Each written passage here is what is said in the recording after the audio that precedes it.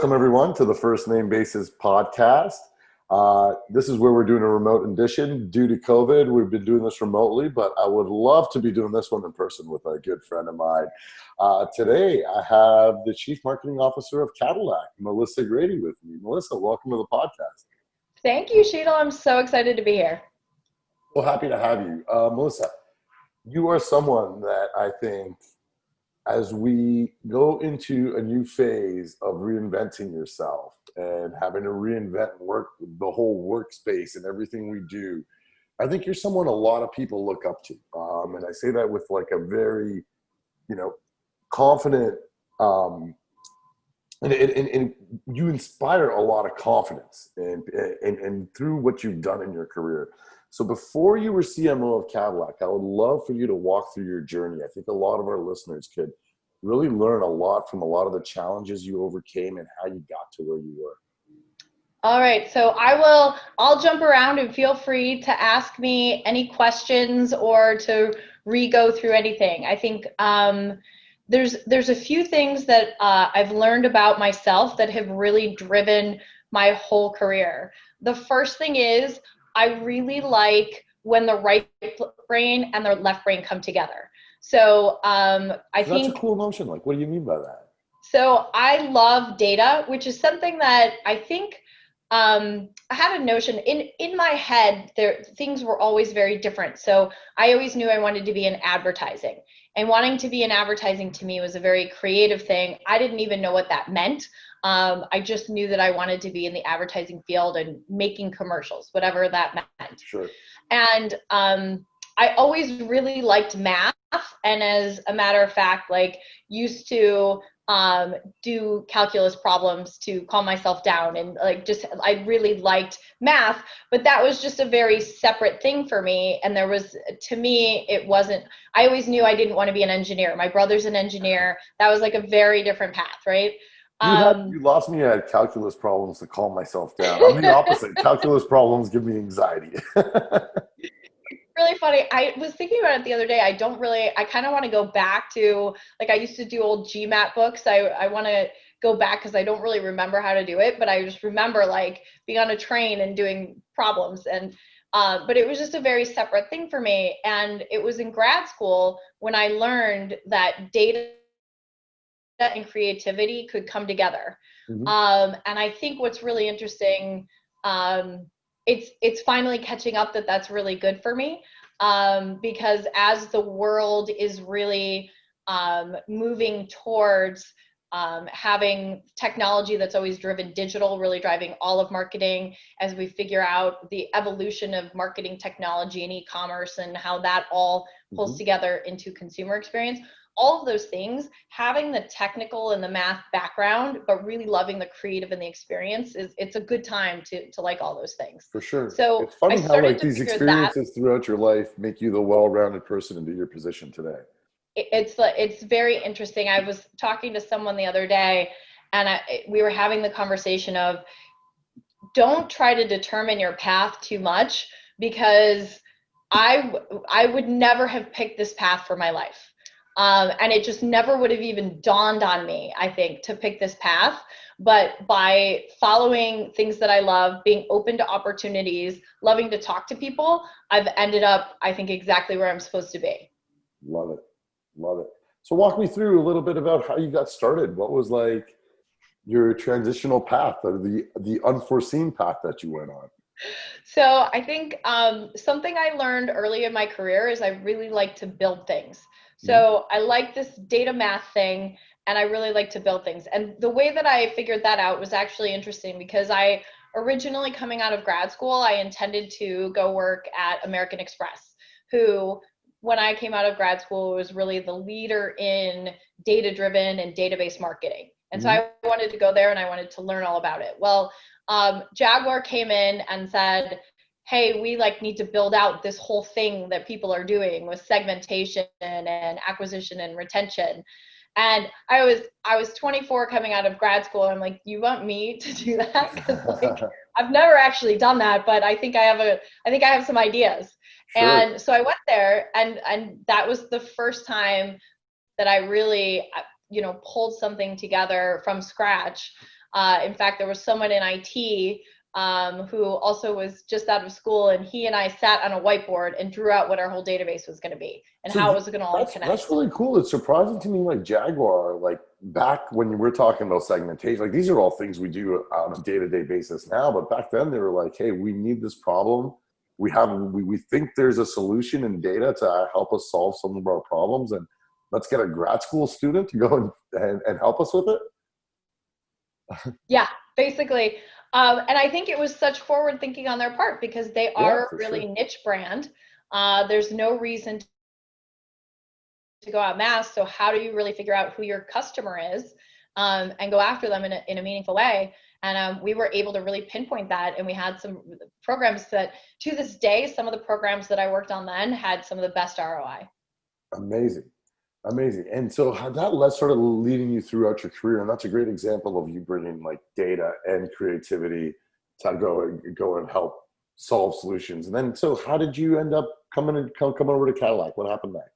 So I had my own business for a little bit. So between Jaguar, I worked at an agency for a little bit, had my own business for a little bit. And then I ended up going back to Chicago to work at Motorola. And again, it's a very similar pattern. They really wanted to build out their global database and their global retention program. If you think about cell phones, people switch cell phones based on the carrier. So we wanted to really start building relationships and building things from a manufacturer perspective so that we could help enable that relationship within each of like AT&T, Verizon, all of our partners. So, and it was global. So I was there for a long time, and actually through the Google acquisition, and also I think when e-commerce and the way that the tech stack of what is now the present, but really was the future then, was starting to get built out. So how do you have a DMP, which, a CDP of today, but before it was called that, all those things, we started building those out at Motorola. And that was, I think, the second sort of big shift and aha moment in my career, because I started working on all of that. And I just absolutely loved it. I mean, I just loved pulling technology together, starting to understand path to purchase, layering in attribution methods, because anytime I can throw in some geeky statistical stuff, I'm really excited. I like to learn about all the new methods. So that was just such a fun time there. I had a great time. And then as things started to shift at Motorola, I left right before Google sold them. Okay. And so there's a big shift happening there.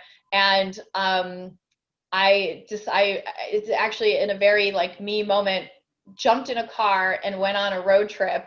I rented the car with no destination and no end date on it, and just drove west and started to like literally every day. I promised myself that every day I would wake up and figure out where I was supposed to go.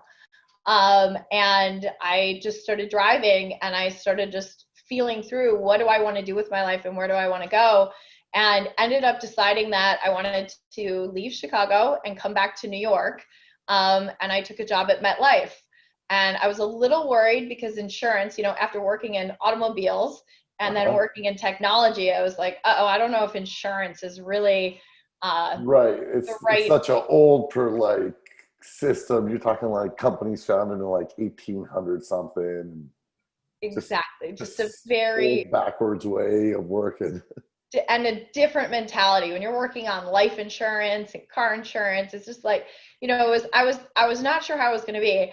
What was really fascinating to me is I absolutely loved insurance. So insurance is all data driven, and you start to understand what things like how well we can predict what someone will do or be is very interesting. And then really, again, because I don't want to come into something that's already working. So, when you have a big major insurance company that wants to really shift into the future of insurance, I had a really good time working there. That's awesome. I'm more intrigued about the fact that you just rented a car and then just went for a drive and like, I'm going to go figure things out. What did that do for you personally? Like, how did you even start to comprehend? I mean, I think like all of us try to spend a lot of time mentoring others. And that's probably the biggest question is, I don't know what to do next, right? Like everyone always comes and asks you, I don't know what to do next. I've never said, go jump in a car and drive west as like a solution, but what was going through your mind and how did that help you? It was the best. And So I'm totally derailing us from the topics we want to talk today, but it's so interesting. But these are the conversations that I actually think are the most important. So I love them. Yeah. Life and how did we get here and where are we Right. going?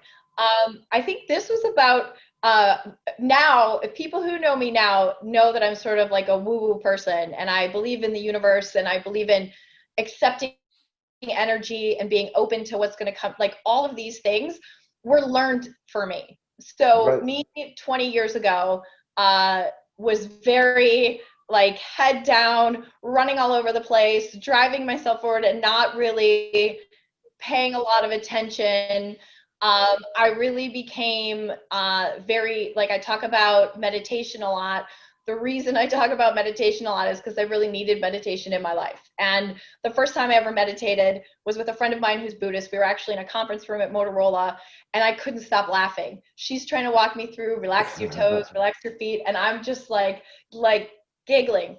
And the reason, by the way, that she was so kindly doing that was because my mind was spinning. There was a lot of stress and I didn't know how to process it all and to maintain my calm. So this all goes back to how I ended up jumping into a car and what happened. So at this time, I was really starting to know that sometimes I needed to quiet the things around me. And I needed to just feel what was coming in to understand what I was supposed to do. And that's what happened. I remember being in a place in Arizona, and what is now a personal mantra for me started going through my head, and that's you're exactly where you're supposed to be. Wow. And that was in this moment. I was like, you're exactly where you're supposed to be. And then shortly after that, it was like, you're going to go to New York and it's going to be okay. Because in my mind, as I was trying to logically make a decision between a job in Chicago and a job in New York, I was like, my family's in Chicago. I have a house in Chicago. My life is in Chicago. This is like, it just makes sense. But something just wasn't letting me do that. And I understand now that like this path, like I wouldn't know you if I had Yeah. If you never did that. Yeah. It's unbelievable. My life I'm exactly where I'm supposed to be. But if I had logicked my way through or gone to whatever guidepost I thought I was going to be, and I needed to just stop, breathe. And so sometimes for me, going somewhere like Sedona or like being in the mountains makes me breathe. And when I breathe, I can hear better. So you and I are very similar that way. I mean, for me, I was like really high stressed. I knew there was this idea of starting TribalScale, and I wanted to go and do so, and I was really frustrated. No fault of Pivotal, it was more of my own fault, just because I'm probably not the right big company guy. Where I just felt so limited in what I wanted to do, and this level of frustration. And I don't think I unplugged from technology in the past 10 years before I went to Burning Man. And then I was at Burning Man and it was the same thing. I mean, people think I was hopped up on drugs or whatever. I'm like, no, I actually just had this amazing experience of me just taking a step back and getting to know myself. And again, coming back and just being okay with, I'm going to go take a shot at it. And I'm going to leave my job and all the security and everything else I've worked for to go take a shot on myself. And again, it was what I was meant to do, what I needed to go and do. And still till today, there's times I just unplug and I go, okay, it's okay. Like if I don't check my email for 2 days and I completely unplugged and I'm just away from all tech and everyone else, and I'm just having some time for me, I get a lot of clarity and I come back much more stronger. So I completely. Yeah, it's interesting. I'm struggling with it right now. Um, it's funny because we spend so much time or alone or just with a few people, right? That it seems like, and you're at home, so there's the whole work-life integration now. What I'm missing is that escape sometimes of getting out of my normal habits, of getting out and it's such a weird time now. I don't really want to jump on a plane. It's weird when you go to hotels. Everything's such a different experience right now that recreating that, like getting out of my own head. I'm having to work a lot harder at it now, being in a routine than sometimes when I could just go somewhere, because the change of scenery and being in nature really just forces that calm. Yeah, I agree. I mean, I've been you know me, so I've been taking advantage of going up north and just trying to have that change of scenery and take advantage of it while we can before the snow comes here in Canada. But it's been working. I mean, it's been working, but I am actively thinking about when the winter months come, what am I going to do? How am I going to go and start to create that calm? So yeah, it's Yeah. completely top of mind for myself. All right, so I totally sidetracked us, but I think there was a lot of value in that conversation, and I hope our listeners are going to get that too. So how did you end up at Cadillac then? So you're back in New York now. It's You're doing a whole bunch of different things. I was, it's funny. I had had one of those pivotal moments where I had completely changed the direction of my life. I was doing some consulting work. I was working with a friend of mine on starting an e-commerce business, and I had a WeWork in New York. I was like, I was just, everything was great, and I wasn't looking for anything different, and I didn't want to do anything different. And I through someone I used to work for at the ad agency that I used to be at, she said, "Oh, hey, Deborah Wall is looking for someone that really has your skill set." Mhm. And it's interesting because Deborah and I had been at Ford at the same time, and she was someone that when Jaguar Land Rover was owned by Ford when I was there, Mhm. and so she was someone who I I looked up to when I was there. She's very strong, very smart. And I had zero intention of taking this job. I just wanted, when I looked it up, funny enough, her office was right across the street from where I was. I was like, let me just go have a Go have it. conversation with Yeah. her, which I guess in a funny way is the same way I ended up at Jaguar. I had no intention of taking that job, but just went to go have a conversation. Which is, again, one of the things why, as I'm talking to people, I always say, always go have the conversation, always be open to it, because you never know what connections, even if it's not your next big job, you never know what connections you're going to make. And Mhm. so there's just a beauty in being open That's to a having that's a conversations. repeat theme, that just go in with no intentions. Like, don't go into it looking for something for yourself or even looking to help. Just go and have a connection. If there's something that's good for you and it happens, that's great. Or if you're able to help the other person, then go and do that. Yeah, Yeah. exactly. And so I went and I talked to her, and when she laid out the vision that she had for Cadillac on how she wanted to relate. So again, if you look at my past and where I've been from, I've always been in the performance marketing space. Mhm. But to me, performance marketing, like marketing needs to perform.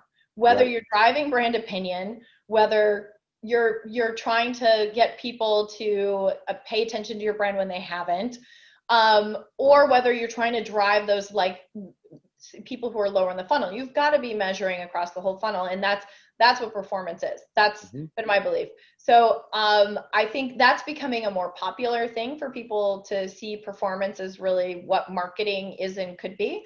But when I sat down with Deborah, we started talking about it, and she has exactly the same definition. And so I then had the realization that how I had been trying to drive people's thinking, and this uphill battle that I've been having for a lot of my career of trying to explain to people, no, we can't look at this and that. These things need to work together. She was basically handing me for an iconic brand like Cadillac and saying, can you please help people understand what performance marketing should be and how we can do this? And, Wow. so of Yeah. course I had to do that. So Cadillac, I mean, I think the first thing, it's like a huge symbol, like Cadillac. I mean, when you think of Cadillac, I remember as a kid, if your friend's dad drove a Cadillac, it's like, oh, they made it. It's that symbol of luxury, right? Like, that happens. And then as you get older, it's like, oh, it's a cool symbol of hip hop, and like you should be in a rap video driving a Cadillac, especially an Escalade. Um, but yeah, so talk a little about how Cadillac even became this American success story, because I think that's a cool brand story in itself on how they've become this American luxury brand. So it's really interesting because Cadillac at its core, it is the American luxury brand. So, started in 1902, and the company just what's interesting to me and what I've learned over time, and I like have a different definition of like my job, what I've learned over time is Cadillac has always been about innovation, style, and luxury. And there was a recent period where I think we didn't really have the product portfolio to back up the Cadillac brand promise. That's now totally fixed. Our product portfolio right now is, we have one of the freshest lineups in luxury. It's amazing. Our oldest vehicle now is the XT4, which is not quite 2 years old. So right. Everything's just been overhauled, and there's different product lines depending on your lifestyle or what you want to be doing. Yeah, from like, small sedan, we've got like great performance and amazing sedans to full line of SUVs, from the XT4, which is small and sporty. The XT5 is kind of our mainstay, like normal. We've got the XT6, which is 3-row. And then, as you said, the Escalade, which is the pinnacle and coming out. Like, we've got this whole lineup now. There was a short time when we didn't have that. But if you don't look at that time and you look before that, over time, Cadillac has always been about innovation. We had the first electric starter. We were like, if you just go like first with magnetic ride control, we were the first brand with in-car telematics and OnStar. Like, there's just this constant like pushing forward, and like you don't even need to say the style, because if you look back over at like Cadillac, you've just got style that's amazing. But this spirit of innovation and this badassness that's Cadillac, and that's why I say, like, the more I learn about Cadillac, what I understand that my job is not about redefining this brand. It's not about bringing it back. I don't need to do all I need to do is explain to people what Cadillac is. And it's a super badass, fun brand. And like, Can't you just blast Ludacris all the time and he does your job for you? It's like, once you get into the Cadillac brand, it really does become an easier thing when you start to understand, I like all the way, like, think about it, like presidential limousines, like just everything that Cadillac has always stood for. And like, I think what you said too, what's so interesting is this symbol of success.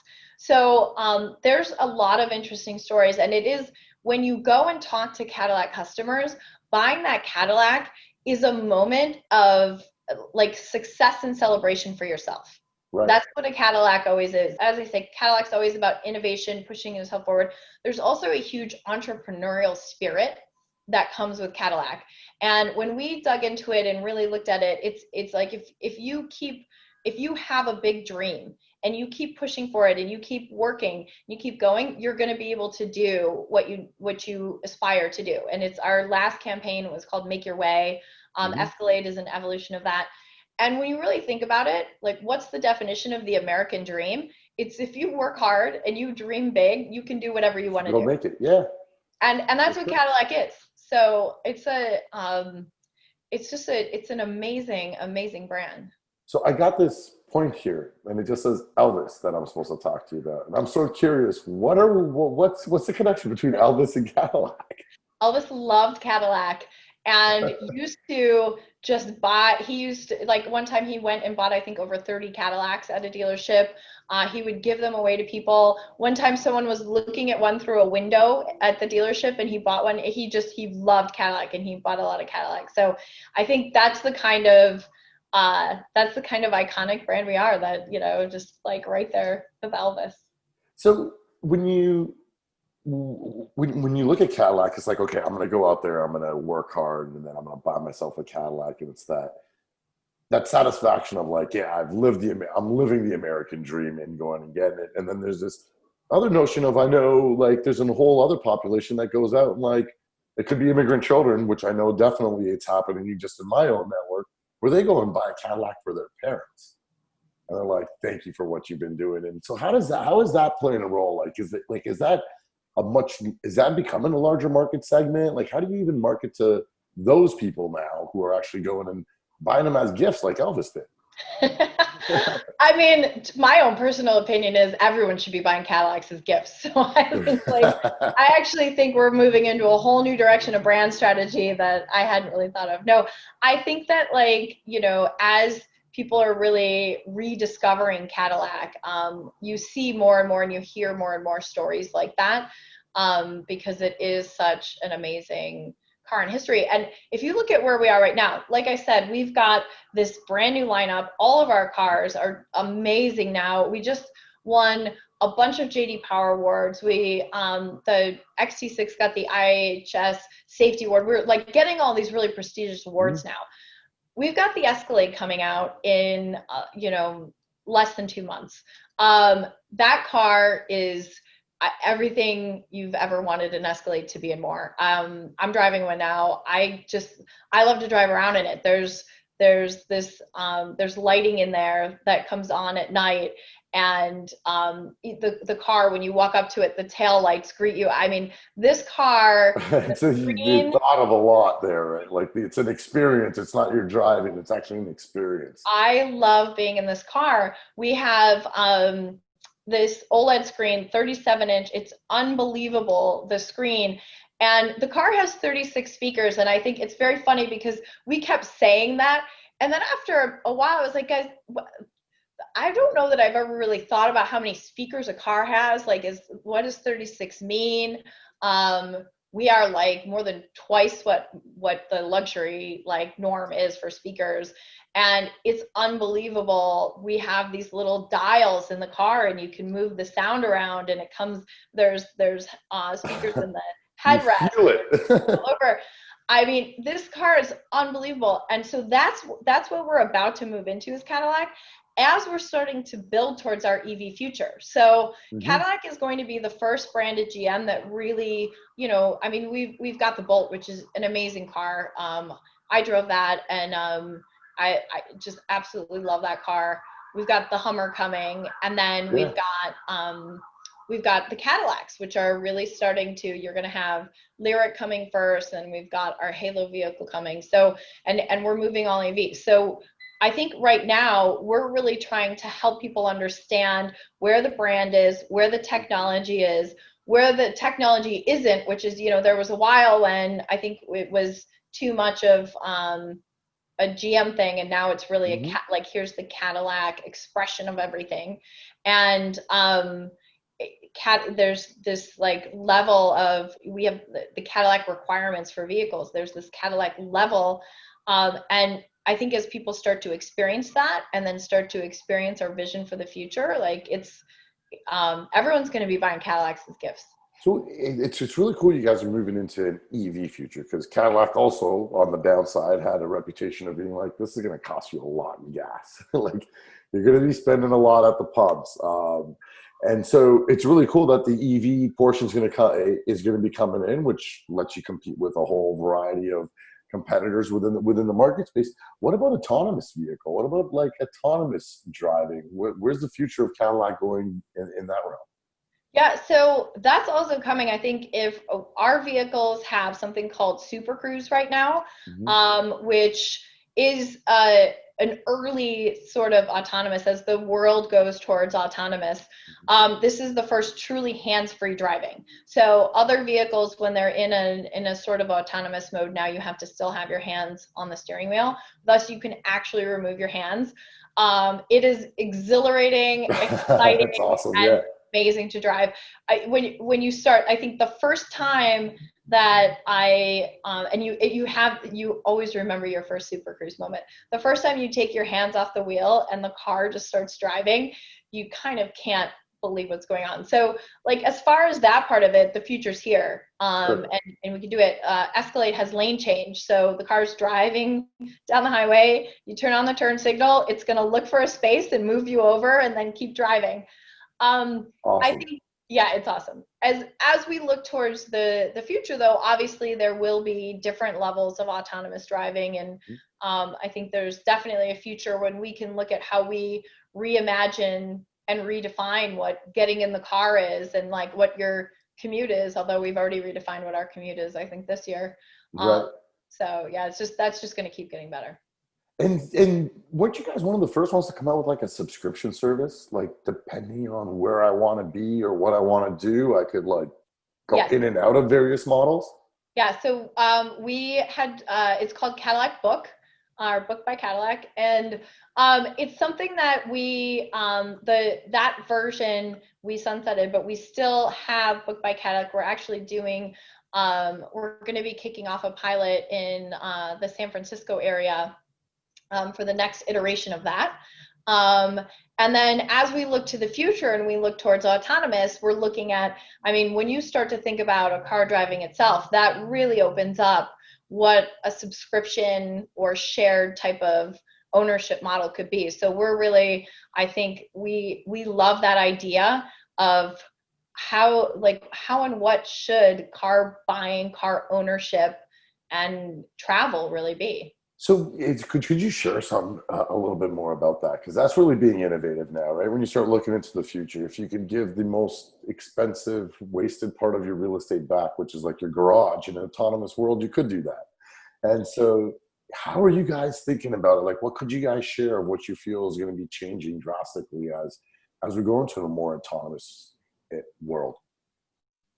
I think, it's so interesting to think about because this year, I think also makes it very interesting. So do consumers want to go into a completely shared ownership model? And you just like dial up a car and it shows up and then, or do you want your own car? Because now, when we live through a global pandemic, we start to think about our space versus a shared space differently. So I think, we're open to looking at how do we make sure that we can be whatever it needs to be in that. Is it that you own part ownership in one vehicle? Is it that you can buy into a fleet of vehicles? Do you want those vehicles at your house? Do you need different vehicles for different occasions? And so what does that look like? So you can start to think about more like if you have a private jet or a private, partial ownership, or it doesn't start to look more like that. Yeah. Very cool. Well, you brought up the pandemic. So Cadillac, overnight, all of a sudden you're like, uh-oh, what happens? And you guys stopped making cars and got to switch into making ventilators and a whole sort of stuff. And then you got the president going off about GM. So could you talk a little bit about what happened when you have your plans, your things are going the right way, and all of a sudden overnight you got to shift, especially in such a large organization? It was really interesting. I think my tenure as CMO has been very interesting because last year, I'm going to air quote interesting. Sure.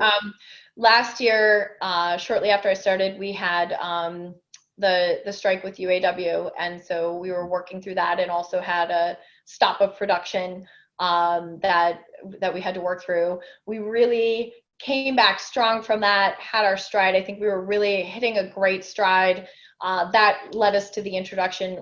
During that time, we had just introduced the XT6, which is the 3-row SUV. It really filled in a hole in our portfolio. So we were out and very excited about being able to have this message of, whatever SUV you need. And by the way, now we're launching our sedans. That's where we were in the beginning of the year. And it was amazing. We launched our sedans at the Oscars. We revealed the Escalade at the Oscars. It was so how does that even work? If we could just sidetrack there, getting a partnership with the Oscars it's a pretty iconic moment because everybody's watching that red carpet probably more than the show of watching the cars pull up and the celebrities come out and then what are they wearing and all that stuff. But yeah, how did that partnership even come about? So we've been one of the premier sponsors of the Oscars for over 6 years. So that's been a partnership that we've had, and I think it aligns really well with Cadillac. I think as we look at moving forward, and we're talking to them, I think making sure that the Oscars has the right place in the world. Right now, what is the Oscars going to be? I think is very important. But I think when you look at how the Academy views things, they really want to make sure that they're helping to make the world a better place, as I think a lot of us want to be right now. So it's always been a really good partnership for us, and it's a place where we really feel like if we need to do something different or put a different stake in the ground, that's a really good place for us to do it. So this year we took that whole week. We had partnered with Spike Lee. He did a short reveal film for the Escalade. We were launching our Make Your Way campaign, which I talked about before, this whole entrepreneurial spirit, what's the Cadillac DNA. We partnered with Regina King at the Oscars. She told her story, which really aligned with Make Your Way. Like, how do you push yourself? How do you, start as a TV actress and end up an Oscar winner who's now a director? Like, she's an incredible person. Story. Yeah. Yeah. And so, that's where we were. We were like, that brought us through February, and we had just launched our campaign. We had this full product lineup and we were ready to go. Like, this is going to be our year. And then, as you said, it was like needle off the record. Yeah. We had to, I think we were one of the earlier brands, as things started to happen. And I think I'm a global CMO. I was keeping track of China. And I can't tell you how grateful I was for the learnings that they shared with us going through this. So I think as things started happening, we had a pretty good idea of what was going to happen. What to expect if it started becoming an outbreak here. Yeah. Yeah. So we very quickly shifted our advertising. We pulled our old advertising, and really, in an unbelievable way, we're able to quickly shift. We got a new ad pulled together, trafficked, and on air within like 6 days. Wow. It was unbelievable. And it's interesting because we were one of the first with the unprecedented times, sad advertising. We all had the music. There was definitely a formula to it. I think we were very early to that, and you needed to be, because if people who were still running commercials, as we were all getting into shelter in place, people who were still running commercials that were like before, it was just very obvious.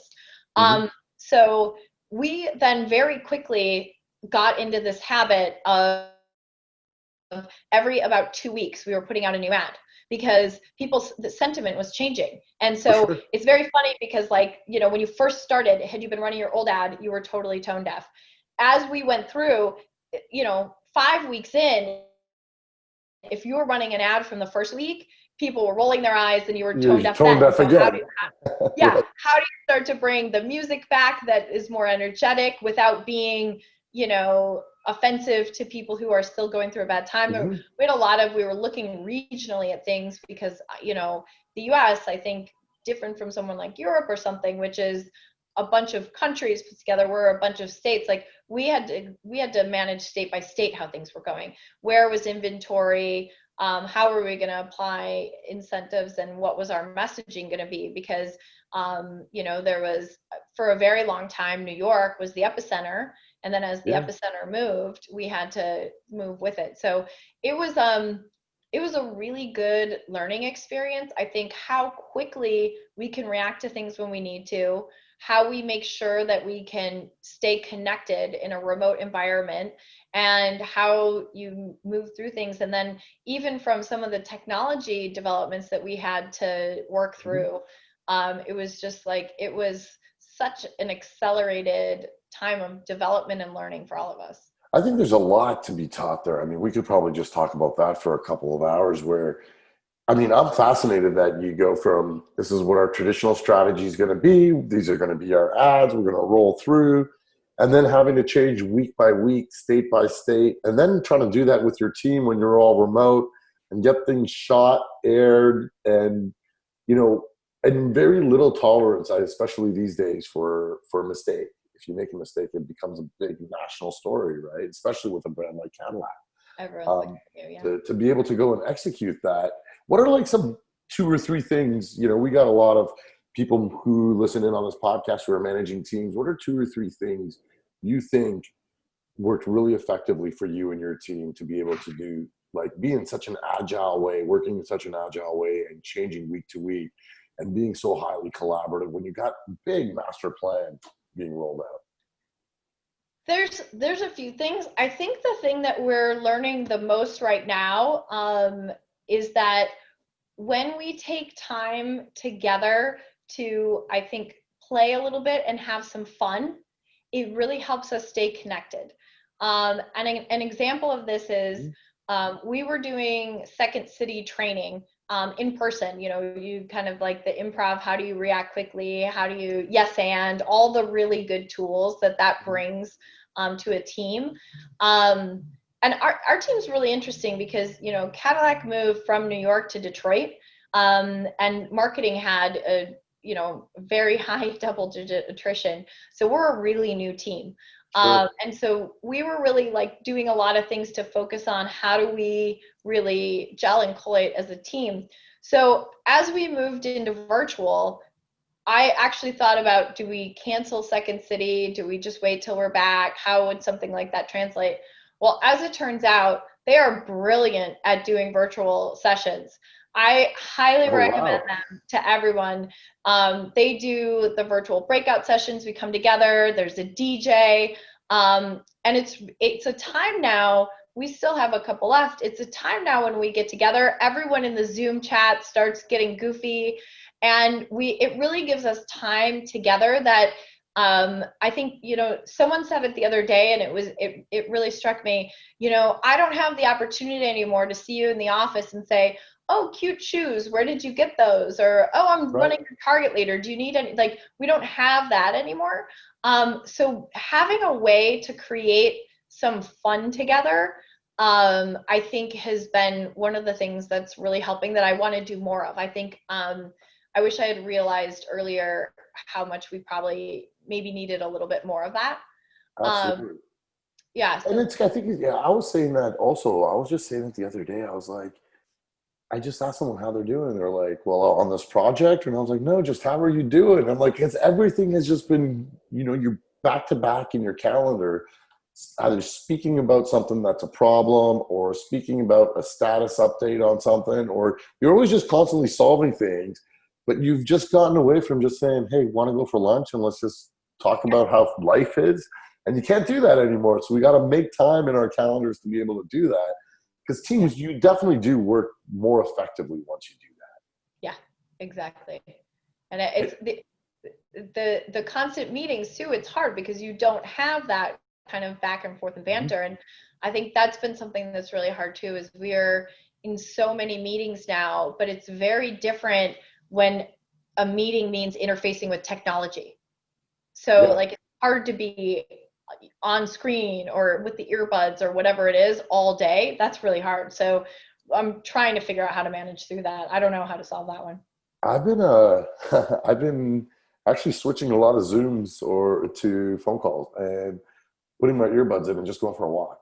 And just been like, yeah, I think it just got my blood flowing instead of sitting in this room all day.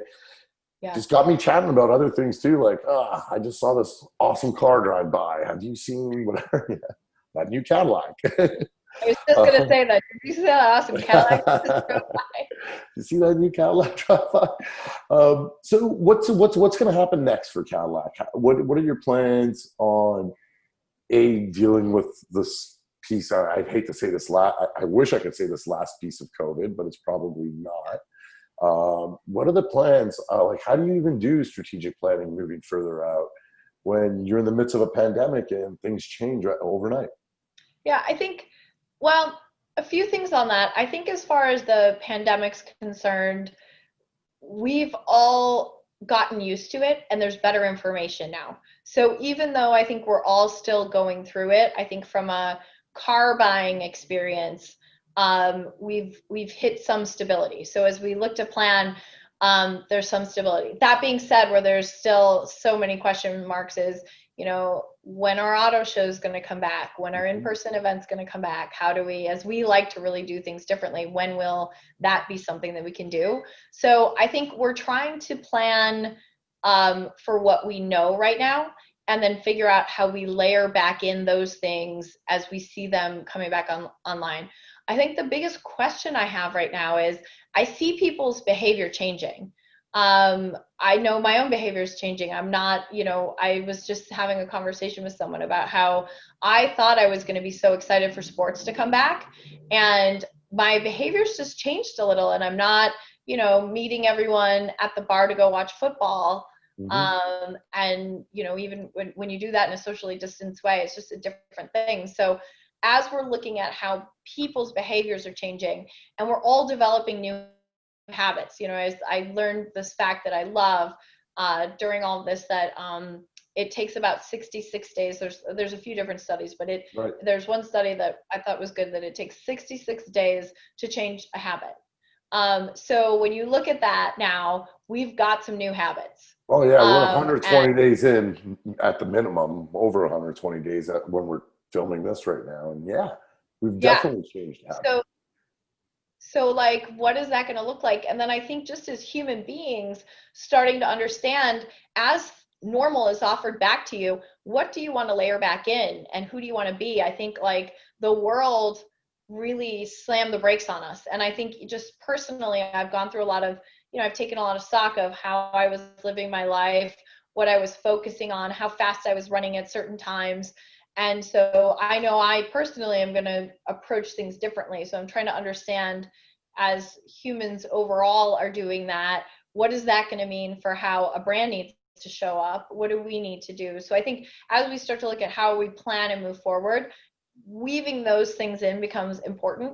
Mm-hmm. But like over the next 18 months, like I said, we've got Escalade and EV over the next 18 months. So how we're telling our technology story, how we're showing the world things like Super Cruise and night vision and AR HUD and all of these really cool things, is like that's my job. So that's pretty fun.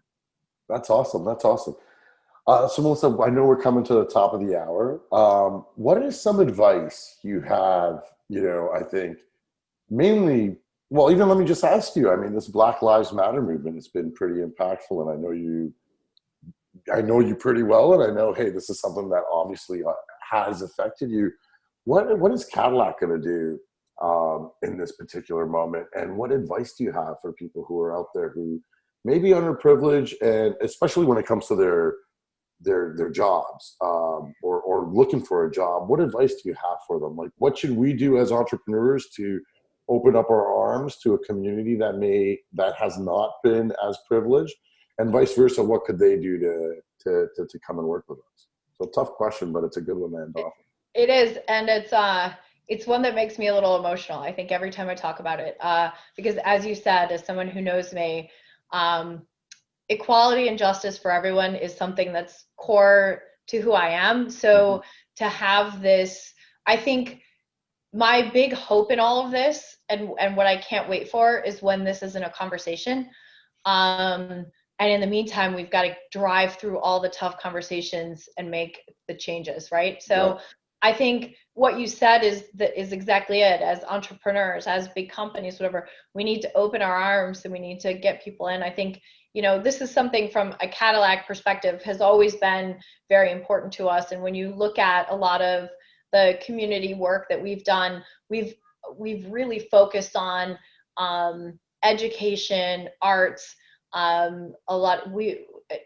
As Cadillac, we focus a lot in Detroit on music and art programs and things like that, to really help people who, again, when you go back to, if Make Your Way is our brand manifesto, and you have these people with this drive and this dream, we're about enabling that. And that's been, I think, our mission over time. And so we've done a lot towards that. We're really doubling down and figuring out what else can we do. And I think when you look at GM overall, Mary Barra came out with a very strong statement as a lot of the protests were happening. And I'm constantly so proud to work for GM. This is just another example of it. I think we've put a strong stake in the ground that we want to be the most inclusive company in the world. And we're digging in internally to figure out how do we make that happen quickly and in a meaningful way.